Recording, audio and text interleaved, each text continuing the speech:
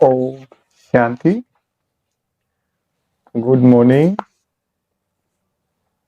बाबा के महावाक्य सुनते हैं। बाबा कहते हैं, मीठे बच्चे से बाबा के सिवाय तुम्हारा यहाँ कुछ भी नहीं, इसलिए इस देह के भान से भी दूर खाली बेगर होना है। बेगर ही प्रिंस बनेंगे। मना अंदर कुछ भी ना रहे, एकदम खाली खाली परमात्मा की याद रहे, तभी जाकर प्रिंस बनेंगे। इसलिए श्री कृष्णा को क्या बोलते हैं, योगेश्वर भी कहा जाता है। योग प्लस ईश्वर, उनका जो संबंध ईश्वर से ही है। तो परमात्मा ने कैसा बनाया उनको, अपने समान। तो ब्रह्मा बाबा ने कितना पुरुषार्थ किया, तभी तो बने ना श्री कृष्णा। तो ऐसे ही हम बच्चों को भी क्या करना है, अंदर पूरा खाली। अविनाशी को सुख अविनाशी से मिलेगा। आत्मा अजर अमर अविनाशी, परमात्मा भी अजर अमर अविनाशी। प्रश्न है, ड्रामा की यथार्थ नॉलेज कौन से ख्यालात समाप्त कर देती है? उत्तर, यह बीमारी क्यों आई, ऐसा नहीं करते तो ऐसा नहीं होता, यह विघ्न क्यों पड़ा, बंधन क्यों आया, यह सब ख्यालात ड्रामा की यथार्थ नॉलेज से समाप्त हो जाते हैं। क्योंकि ड्रामा अनुसार जो होना था वही हुआ, कल पहले भी हुआ था। पुराना शरीर है, इसे चत्तियां भी लगनी ही है, इसलिए कोई ख्यालात चल नहीं सकते।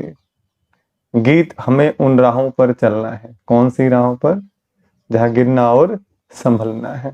अप एंड डाउन लाइफ में आएंगे, लेकिन हमें बाबा की श्रीमत क्या है, बल देती है, ताकत देती है, उठाती है वो।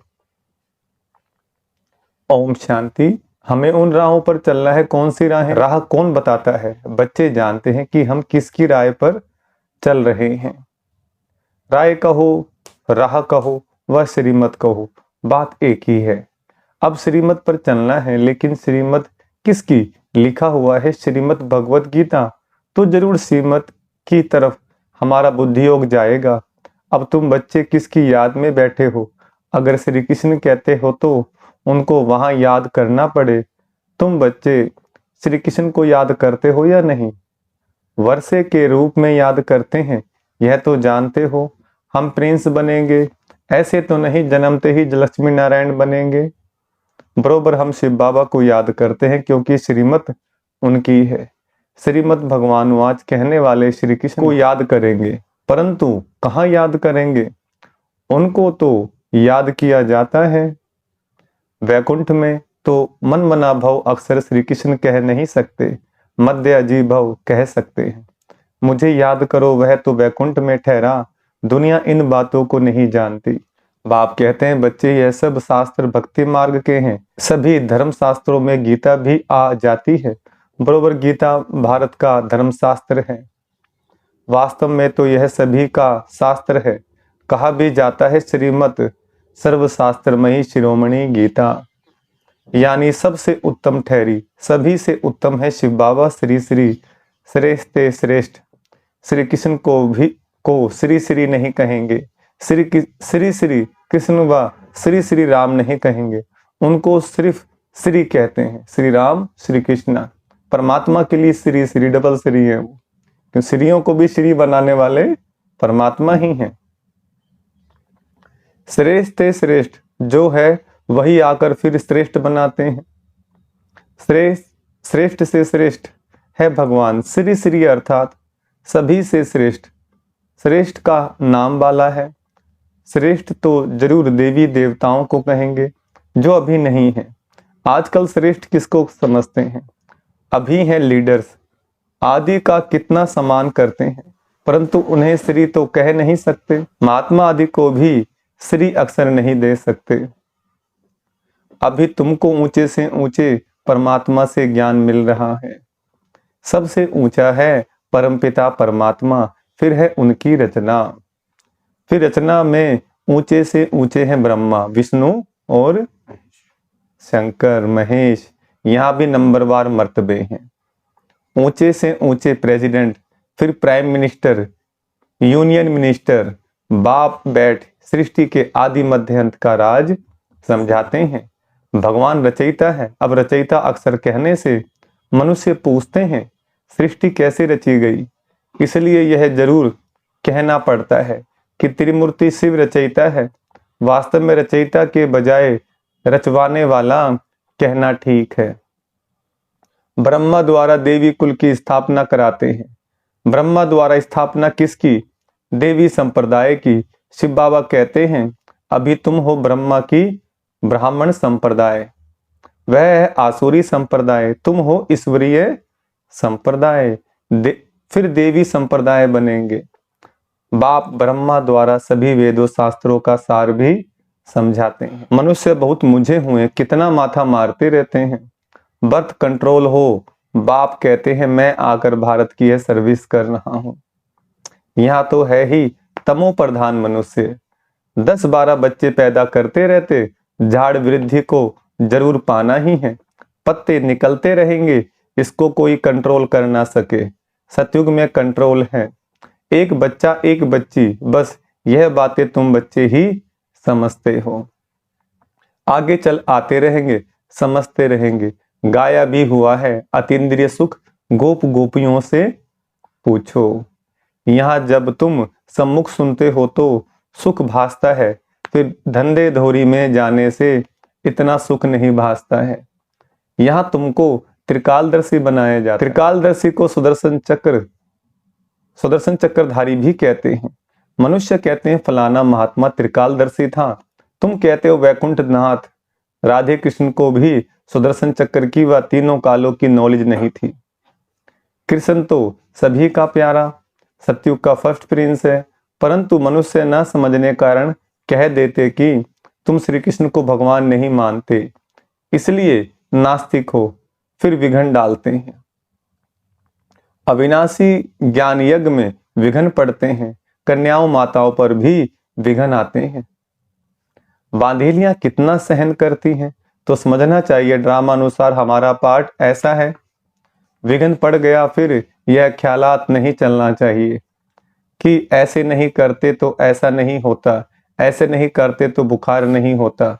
हम ऐसे नहीं कह सकते, ड्रामा अनुसार यह किया, कल पहले भी किया था, तब तकलीफ हुई। पुराने शरीर को क्षतियां भी लगनी ही हैं, अंत तक मरम्मत होती रहेगी। यह भी आत्मा का पुराना मकान है। आत्मा कहती है मैं भी बहुत पुरानी हूं, कोई ताकत नहीं रही है। ताकत ना होने के कारण कमजोर आदमी दुख भोगते हैं। माया कमजोर को बहुत दुख देगी। भारतवासियों को बरोबर माया ने बहुत कमजोर किया है। हम बहुत ताकत वाले थे, फिर माया ने कमजोर बना दिया, अब फिर उन पर जीत पाते हैं, तो माया भी हमारी दुश्मन बनती है। भारत को ही जास्ती दुख मिलता है, सबसे कर्जा ले रहे हैं। भारत बिल्कुल पुराना हो गया, जो बिल्कुल साहूकार था उनको बहुत बेगर बनना है, फिर बेगर से प्रिंस। बाबा कहते हैं इस शरीर के भान से भी दूर खाली हो जाओ, तुम्हारा यहाँ कुछ है नहीं, सिवाय एक शिव बाबा दूसरा न कोई, तो तुमको बहुत बेगर बनना पड़े। युक्तियां भी बताते रहते हैं। जनक का मिसाल ग्रस्त व्यवहार में रहते, कमल समान रहना है, श्रीमत पर चलना है, सब सरेंडर भी कर देना है। जनक ने सब कुछ दिया, फिर उनको कहा कि अपनी मिल्कियत तुम संभालो और ट्रस्टी हो रहो। हरिश्चंद्र का भी दृष्टांत है। बाप समझाते हैं बच्चे तुम अगर बीज नहीं बोएंगे तो तुम्हारा पद कम हो जाएगा। तो भगवान के कार्य में सहयोगी बनना माना क्या है? बीज बोना है, तो आगे जाकर फल कौन खाएंगे? बच्चे ही खाएंगे। फॉलो फादर, तुम्हारे सामने यह दादा बैठा है, बिल्कुल ही शिव बाबा और शिव शक्तियों को ट्रस्टी बनाया। शिव बाबा थोड़े ही बैठ संभालेंगे, यह अपने पर थोड़े ही बलि चढ़ेगा, इनको माताओं पर बलि चढ़ना पड़े, माताओं को ही आगे करना है। बाप आकर ज्ञान अमृत का कलश माताओं को ही देते हैं कि मनुष्य को देवता बनाए, लक्ष्मी को नहीं दिया है। इस समय यह है जगदम्बा, सतयुग में होगी लक्ष्मी। जगदम्बा का गीत कितना अच्छा बना हुआ है, उनकी बहुत मान्यता है। वह सौभाग्य विधाता कैसे हैं, उनको धन कहां से मिलता है? क्या ब्रह्मा से, कृष्ण से? नहीं, धन फिर भी मिलता है ज्ञान सागर से। यह बड़ी गुह्य बातें हैं ना। भगवान वाच है, सबके लिए भगवान तो सबका है ना। सब धर्म वालों को कहते हैं मामेकम याद करो। भले शिव के पुजारी भी बहुत हैं, परंतु जानते कुछ भी नहीं। वह हुई भक्ति। अब तुमको ज्ञान कौन देते हैं? Most beloved father. Shri Krishna को ऐसे नहीं कहेंगे, उनको सतयुग का प्रिंस कहेंगे। भले श्री कृष्ण की पूजा करते हैं, परंतु यह ख्याल नहीं करते कि वह सतयुग का प्रिंस कैसे बना। आगे हम भी नहीं जानते थे, तुम बच्चे अब जानते हो। बरोबर हम फिर से प्रिंस प्रिंसेस बनेंगे, तब तो फिर बड़े होकर लक्ष्मी नारायण को वरेंगे। यह नॉलेज है ही भविष्य के लिए, इसका फल 21 जन्म के लिए मिलता है। कृष्ण के लिए नहीं कहेंगे कि वह वर्षा देते हैं, वर्षा बाप से मिलता है। शिव बाबा राजयोग सिखलाते हैं, ब्रह्मा मुख से हजारों ब्राह्मण निकलते हैं, उन्हों को ही यह शिक्षा मिलती है। सिर्फ तुम ब्राह्मण हो कल्प के संगम युग के, बाकी सारी सृष्टि है कलयुग की। वह सब कहेंगे अब हम कलयुग में हैं, तुम कहेंगे हम संगम पर हैं। यह बातें कहीं है नहीं, यह नई नई बातें दिल में रखनी है। मुख्य बात है बाप और वर्षे को याद करना। अगर पवित्र नहीं रहेंगे तो योग कभी नहीं लगेगा। लो नहीं कहता, इसलिए इतना पद भी नहीं पा सकेंगे। थोड़ा योग लगाने से भी स्वर्ग में तो जाएंगे। बाप कहते हैं अगर पवित्र नहीं बनेंगे तो मेरे पास आ नहीं सकते। भले घर में भी बैठे स्वर्ग में आ सकते हैं, अच्छा पद पा सकते हैं, परंतु तब जबकि योग में रहें, पवित्र रहें। पवित्रता बगैर योग लगेगा नहीं, माया लगाने नहीं देगी। सच्चे दिल पर साहब राजी होगा। जो विकार में जाते रहते हैं, कहते हैं मैं शिव बाबा को याद करता हूं, यह तो अपनी दिल खुश करते हैं। कैसी बात कह रहे बाबा? मुख्य है पवित्रता। कहते हैं बर्थ कंट्रोल करो, बच्चे पैदा मत करो, यह तो है ही तमो प्रधान दुनिया। अभी बाबा बर्थ कंट्रोल करा रहे हैं। तुम हो सभी कुमार कुमारियां, तो विकार की बात नहीं। यहां तो विष पर बच्चियों को कितना सहन करना पड़ता है। बाबा कहते हैं बहुत परहेज रखनी है। यहां ऐसा तो कोई नहीं होगा जो शराब पीता होगा। बाप बच्चों से पूछते हैं, अगर झूठ बोलेंगे तो धर्मराज की कड़ी सजा भोगनी पड़ेगी। बाबा क्लास लेकर रहे आज तो भाई। भगवान के आगे तो सच बोलना चाहिए। कोई जरा भी शराब किसी कारण से अथवा दवाई रीति से पीते हैं, कोई ने हाथ नहीं उठाया। यहां सच जरूर बोलना है। कोई भी भूल होती है तो फिर से लिखना चाहिए, बाबा मेरे से यह भूल हुई, माए ने थप्पड़ मार दिया।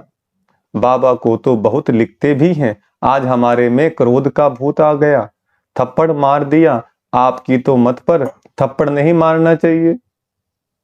दिखलाते हैं कृष्ण को ओखरी से बांधा, यह तो सब झूठी बातें हैं। बच्चों को प्यार से शिक्षा देनी चाहिए। बाबा हमें प्यार से ओखरी से ही बांध रहे हैं, कि भी श्रीमत के बंधन में बंधो, इसमें तुम्हारा कल्याण है, भाग्य है।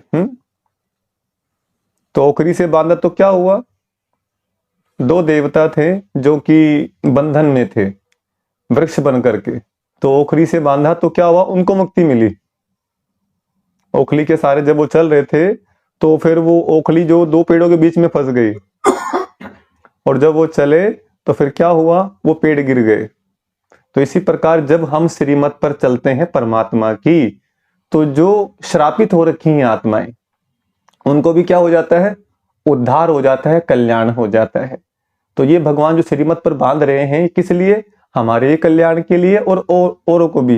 ये शरीर बांधने की बात नहीं है, ये मन और बुद्धि को अपने संस्कारों को मर्यादा में लेकर के आने की बात है।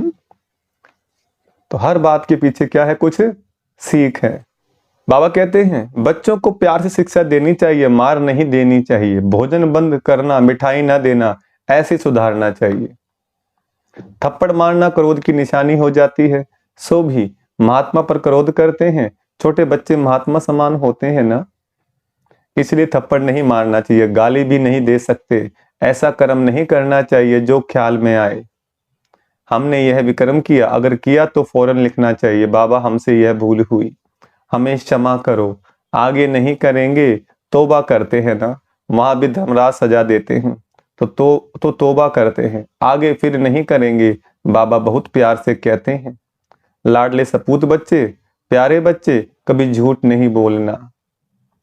कदम कदम पर राय पूछना है, तुम्हारा पैसा अब लगता है भारत को स्वर्ग बनाने में। क्या कह रहे बाबा? तुम्हारा पैसा लगता है भारत को स्वर्ग बनाने में। तो कोड़ी कोड़ी हीरे समान है। ऐसे नहीं हम कोई सन्यासी आदियों को दान पुण्य करते हैं।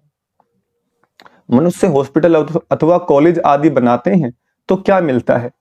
कॉलेज खोलने से दूसरे जन्म में विद्या अच्छी मिलेगी, धर्मशाला बनाने से महल मिलेगा। यहां तो तुमको जन्म जन्मांतर के लिए बाप से बेहद का सुख मिलता है, बेहद की आयु मिलती है। इससे बड़ी आयु और कोई धर्म वाले की होती नहीं। कम आयु भी यहाँ की गिनी जाती है। तो अब बेहद के बाप को चलते फिरते उठते बैठते याद करेंगे, तब ही खुशी में रहेंगे। कोई भी तकलीफ हो तो पूछो, बाकी ऐसे थोड़े ही गरीब होंगे, कहेंगे बाबा हम तो आपके हैं, अब हम आपके पास बैठ जाते हैं। ऐसे तो दुनिया में गरीब बहुत हैं। सब कहें हमको मधुबन में रख लो, ऐसे तो लाखों इकट्ठे हो जाएं। यह भी कायदा नहीं। तुमको गृहस्थ व्यवहार में रहना है, यहां ऐसे रह नहीं सकते। धंधे में हमेशा ईश्वर अर्थ 1-2 पैसा निकालते हैं। बाबा कहते हैं अच्छा तुम गरीब हो, कुछ भी नहीं निकालो, नॉलेज को तो समझो और मन मना भव हो जाओ। तुम्हारी मम्मा ने क्या निकाला? फिर वह ज्ञान में भी तीखी है, तन मन से सेवा कर रही है। इसमें पैसे की बात नहीं, बहुत बहुत करके 1 रुपया दे देना, तुम्हें साहूकार जितना मिल जाएगा। पहले अपने गृहस्थ व्यवहार की संभाल करनी है, बच्चे दुखी ना हो। अच्छा, मीठे मीठे सिकलदे बच्चों प्रति माता पिता बाप दादा का याद प्यार और गुड मॉर्निंग, वंदे मातरम, सलाम वालेकुम, जय जय जय हो तेरी, ओम शांति। हम रूहानी बच्चों की रूहानी बाप दादा को याद प्यार, गुड मॉर्निंग और नमस्ते, वालेकुम अस्सलाम। शिव बाबा की जय हो। बाबा कितनी महिमा गा रहे हैं बच्चों की।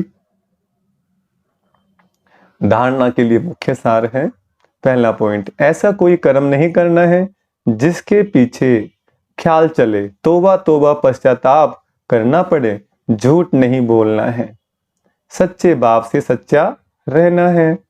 दूसरा, भारत को स्वर्ग बनाने में अपनी एक एक कौड़ी सफल करनी है। ब्रह्मा बाप समान सरेंडर हो, ट्रस्टी बनकर रहना है। वरदान, हर आत्मा के संबंध संपर्क में आते सब प्रश्नों से पार रहने वाले सदा प्रसन्नचित भव। हर आत्मा के संबंध संपर्क में आते कभी चित्त के अंदर यह प्रश्न उत्पन्न ना हो कि यह ऐसा क्यों करता, वह क्यों कहता। यह बात ऐसे नहीं, ऐसे होनी चाहिए। जो इन प्रश्नों से पार रहते हैं वही सदा प्रसन्नचित रहते हैं। लेकिन जो इन प्रश्नों की क्यू में लाइन में चले जाते, रचना रच लेते, तो उन्हें पालना भी करनी पड़ती है, समय और एनर्जी भी देनी पड़ती है। इसलिए इस व्यर्थ रचना का बर्थ कंट्रोल करो। स्लोगन, अपने नैनों में बिंदु रूप बाप को संभालो तो और कोई समा नहीं सकता। अच्छा, ओम शांति।